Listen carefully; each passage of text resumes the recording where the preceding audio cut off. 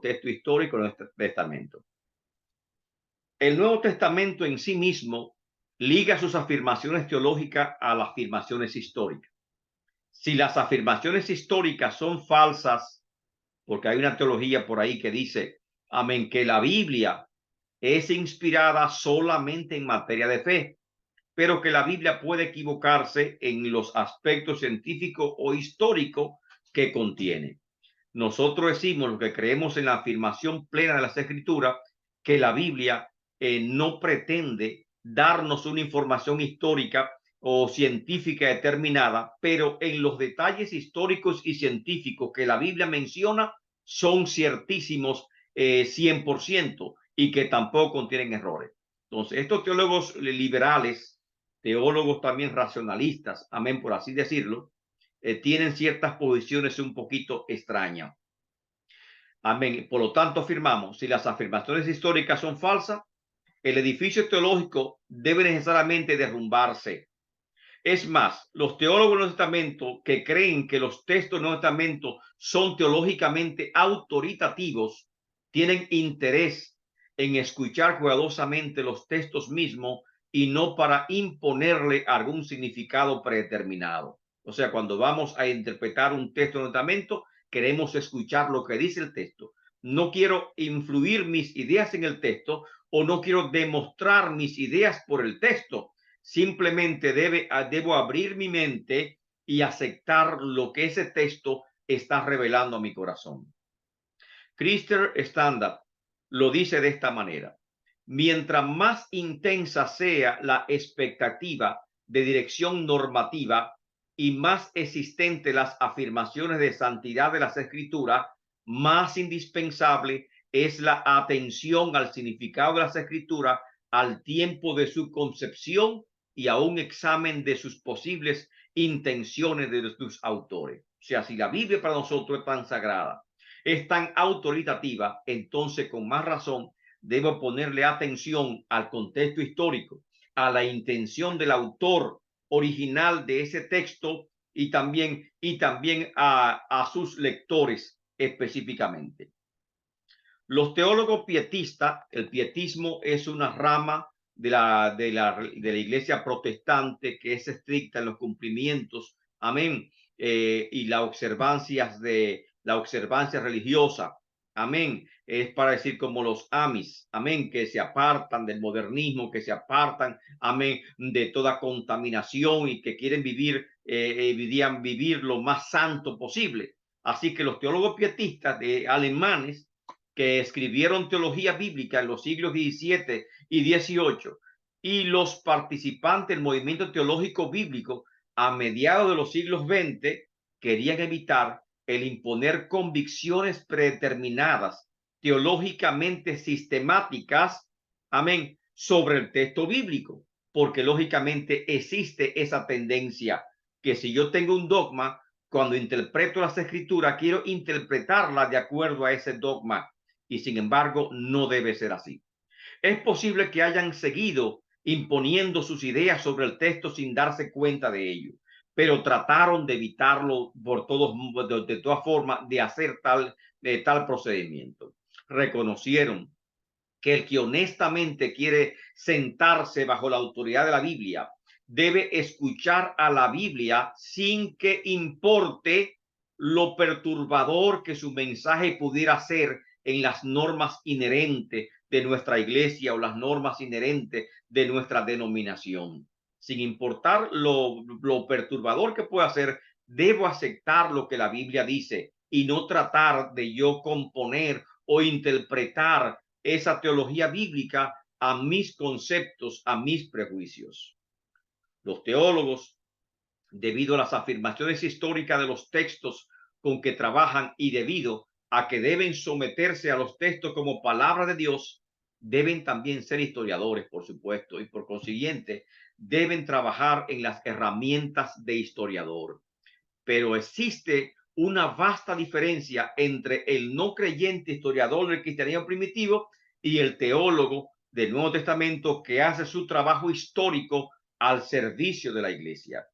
El teólogo del Nuevo Testamento, mediante las perspectivas básicas de la fe, quiere abrazar las perspectivas de los textos sobre los eventos que provocaron su composición.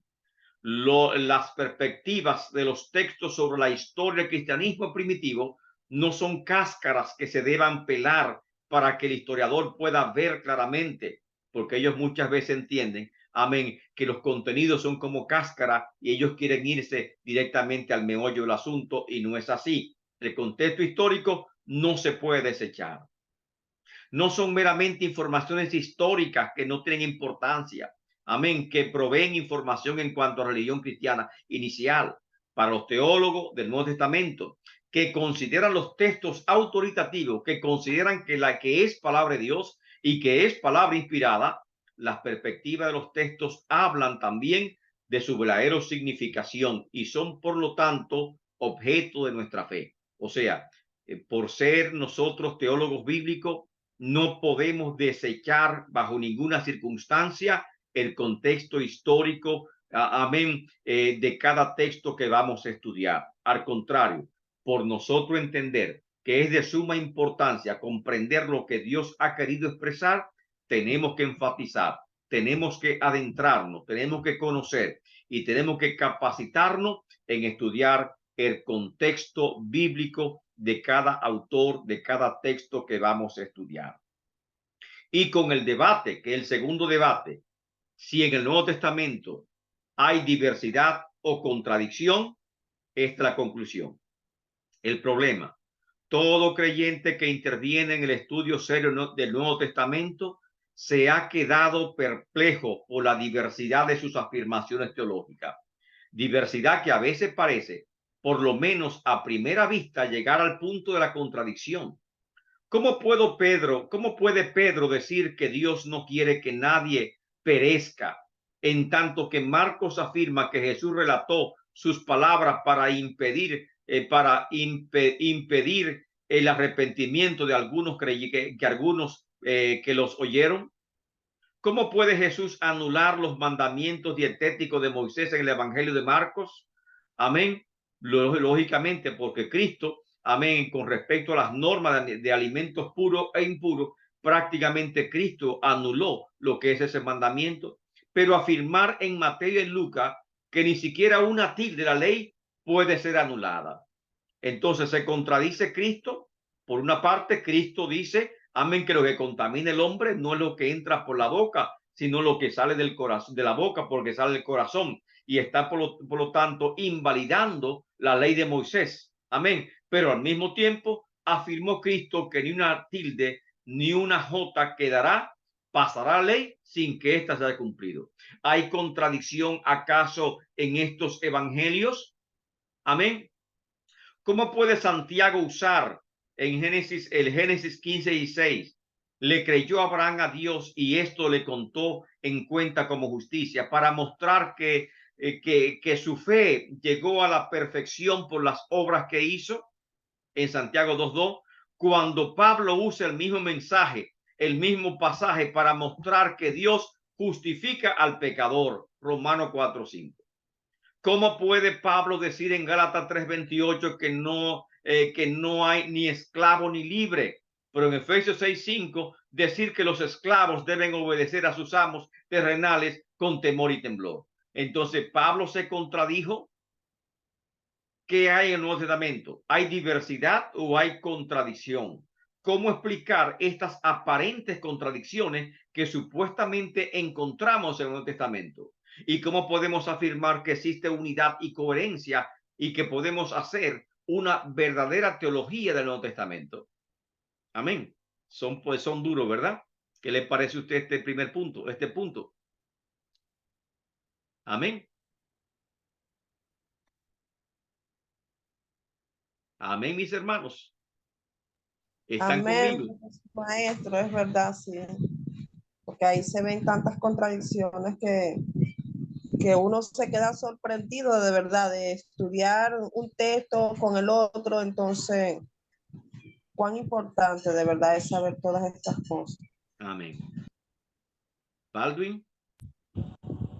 Amén, maestro. Sí, literalmente se podría decir que se contradice, pero tal como usted dijo, el estudiador de lo que es la teología del Nuevo Testamento tiene que considerar el contexto histórico. Una vez que uno considera el contexto histórico, se da cuenta de que no hay contradicción. Exactamente. O sea, cada uno de estos textos deben ser analizados haciéndose un exégesis. Amén. Porque superficialmente parecen ser contradictorios. Pero aquel que estudia las escrituras a profundidad va a demostrar precisamente a través de los textos la inerrancia de las escrituras. ¿Qué significa inerrancia?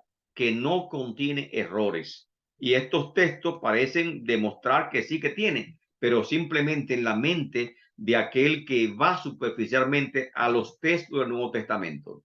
Lamentablemente, muchos historiadores van al Nuevo Testamento queriendo hacer una teología del Nuevo Testamento, y cuando encuentran estas preguntas, amén, reculan. Cuando encuentran estas preguntas, lógicamente no saben qué hacer con ellas. Amén, porque tenemos que entender que el que hace teología del Testamento tiene que estar bien relacionado con los textos del Nuevo Testamento. Y en segundo lugar, tiene que ser un creyente, porque debe ser interpretada espiritualmente. No vamos a sacrificar la información. Amén. No vamos a sacrificar el método tratando de justificar lo que es injustificable, pero sí vamos a descubrir la verdad y vamos a demostrar, teológicamente hablando, que en los mismos lo que existe es unidad. Hay diversidad de temas, diversidad de circunstancias. Amén. A los que los apóstoles usaron tal vez el mismo texto a diferentes circunstancias, amén, con diferentes tipos de puntos de vistas, amén, pero nunca jamás para contradecirse. Esto es como hablamos también de los evangelios, que tenemos una unidad sobre los evangelios, sobre la unidad de los evangelios, amén, sobre todo, amén, los evangelios hipnóticos, que nos preguntamos muchas veces, ¿se contradicen?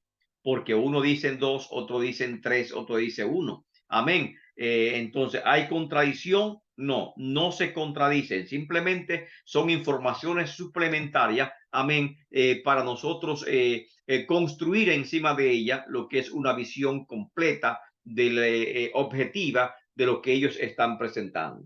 Por eso se llama evangelio sinóptico, o sea, vista en común. Presenta muchos hechos que son comunes, pero también tenemos que verlo de las diferentes perspectivas, de la intención de cada autor cuando escribió esos libros, amén, y de las circunstancias o del contexto individual, del contexto general, y vamos a entonces ver lo que es una teología completamente diferente a la que se ha presentado. Amén. Por lo tanto, los eruditos del Nuevo Testamento han producido una lista más sofisticada y más larga. Por ejemplo, la teología de Jesús histórico está en contraposición con la teología de los autores de los evangelios pusieron en boca. La teología de gloria que aboga Lucas y la de hecho contradice la teología de la cruz que se halla en Pablo. La teología de la fuente de señales de Juan contradice aparentemente la teología del mismo Juan.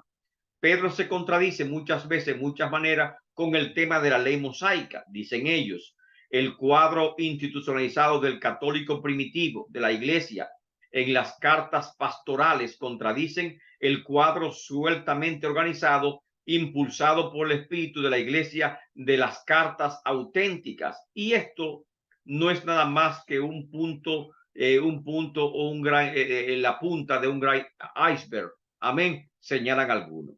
De hecho, con estas afirmaciones, estas aparentes contradicciones, ya ustedes pueden notar que el gran reto que significa hacer una auténtica teología del Nuevo Testamento. Yo sé que muchos pensaron al llegar a este momento que era fácil, amén, porque ¿cuántos no conocen el Nuevo Testamento? Todos lo conocemos. ¿Cuántos no lo hemos leído? Y lógicamente estamos muy familiarizados con su lectura, amén, pero qué tan profundo nosotros hemos analizado cada texto del Nuevo Testamento, amén. Ya hemos hecho una teología del Nuevo Testamento y precisamente estamos presentando los criterios que tenemos que tomar en cuenta para nosotros comenzar a hacer una teología del Nuevo Testamento, amén. Vamos a presentar este tema para concluir por el día de hoy. a todos estas posibles contradicciones, que en la mente de ellos parece inexplicable, amén, muchos han buscado una solución salomónica que no es muy sabia, amén, que lógicamente tampoco es bíblica. Estos problemas teológicos en el Testamento, a raíz de su diversidad, se evaden bajo un presupuesto teológico y ellos llaman el canon dentro del canon. Amén. Y este sistema del canon dentro del canon, desde el siglo de la Ilustración, se ha hecho común resolver el problema de la diversidad teológica en el Testamento, identificando un canon dentro del canon. O sea, la Biblia contiene la palabra de Dios, pero no se puede decir que es la palabra de Dios. Y por lo tanto, como contiene la palabra de Dios, yo debo determinar qué es palabra de Dios y lo que no es palabra de Dios. Amén. Y por eso llaman a ese sistema el canon dentro del canon. O sea, el canon de la Biblia está ahí, pero no es todo lo que está ahí. Este método tiene sus raíces modernas, aparentemente en el propio Martín Lutero.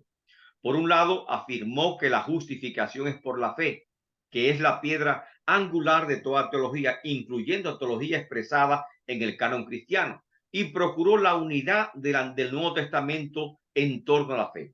Comentó: el Evangelio de Juan, las cartas de Pablo y Primera de Pedro, en contraste, forman un verdadero meollo y médula de todos los libros. Entonces, pero Lutero, en su propia edición de la Biblia, porque él tradujo la Biblia al alemán, degradó y relegó a niveles de un simples apéndice estos libros. La Epístola de Santiago, como entendía que se contradecía, él la puso a final como un apéndice de su libro. Hebreos, que tampoco lo entendía, lo puso al final. Judas lo puso al final. Y el libro Apocalipsis, por supuesto, lo puso al final como un apéndice, porque él entendía que no eran parte del canon, pero lo dejó ahí para satisfacer por lo menos las inquietudes de la iglesia y los lectores que ya estaban habituados a ello. Y lo que Martín Lutero, sin darse cuenta, estaba implementando es esa teoría del canon dentro del canon. Dale Elliot, por otra parte, ha aducido que las 6 cartas falsamente atribuidas a Pablo, dice él, eso se entiende, por ejemplo, en el estudio de la autoría de las cartas de Pablo en el Nuevo Testamento, pintan a un Pablo aburguesado, como un burgués que aboga por la esclavitud y la opresión de las mujeres. Pablo mismo enseñó la libertad de los oprimidos socialmente, pero la iglesia a menudo ha permitido que el segundo Pablo de estos pseudoepigráficos controlen su comprensión del Pablo real de las cartas auténticas, que la iglesia debería, por consiguiente, rechazar al Pablo gentrificado, o sea, burgués de las cartas pastorales, y volver al Pablo original con sus programas de cambio social y radicalización. Eso es Neil Elliot, amén, que juzga a Pablo y compara como que hay 2 Pablos, que Pablo cambió. Uno es el Pablo de los primeros escritos, las cartas de los viajes misioneros, las cartas de la prisión, pero llega un momento en que él ve a un Pablo como un aburguesado, amén, que está apoyando al sistema que está imperando de esclavitud y de opresión a la mujer. Mucho después, Rudolf Bogman sostuvo que los escritores del Nuevo Testamento frecuentemente oscurecieron sus más profundas nociones teológicas detrás de antiguas creencias mitológicas y culturales. Eso es Bogman. Bogman tiene un teólogo también un poquito, es racionalista. Bogman dice que la Biblia está llena de mitos, cosas que no son reales, que oscurecen el entendimiento, y que por lo tanto la Biblia también cree en el canon dentro del canon, pero señala que la Biblia y el teólogo tiene que desmitologizar la Biblia, interpretar qué es mito y qué no es mito. Bogman rechaza todas las cosas milagrosas, y todos los milagros de Jesús del Nuevo Testamento son rechazados por Bogman porque él entiende que simplemente son mitos que corrieron acerca de ese Jesús, amén, y que fue un gran profeta, que fue un gran maestro, amén, pero no acepta la parte sobrenatural de las escrituras. Y por lo tanto, para Bogman y para los racionalistas, el Nuevo Testamento y las escrituras o la religión cristiana simplemente es una religión vacía, sin verdadero poder de transformación. Amén, lo cual lógicamente nosotros no aceptamos esas presuposiciones de Bogman. Amén. Los teólogos del Nuevo Testamento dice deben usar un conocimiento enciclopédico de la cultura antigua y una comprensión sensible del problema perenne de la existencia humana para separar entre el mito y el conocimiento. Ahí hablamos de la desmitologización. Bogman llamó a este procedimiento crítica de contenido y creía que mediante su implementación cuidadosa, uno en realidad puede entender a los escritores del Nuevo Testamento mejor que ellos mismos se interpretaban. O sea que tal vez yo pueda entender a Pablo mejor que Pablo, o entender a Pedro mejor que Pedro, porque ellos tenían creencias antiguas, mitos en su mente, y ahora yo puedo interpretar lo que ellos dijeron fuera de esos mitos. Bogman, por ejemplo, creía que cuando Pablo hablaba de la resurrección de muertos en 1 Corintios 15, inevitablemente envuelve el contenido real de lo que quería decir.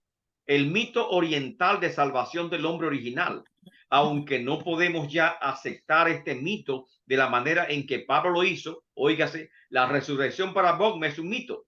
Amén. Y comienza hablando del mito de la resurrección. Amén. Y que no podemos aceptar este mito así como Pablo lo presentó en sus escritos en 1 Corintios capítulo 15.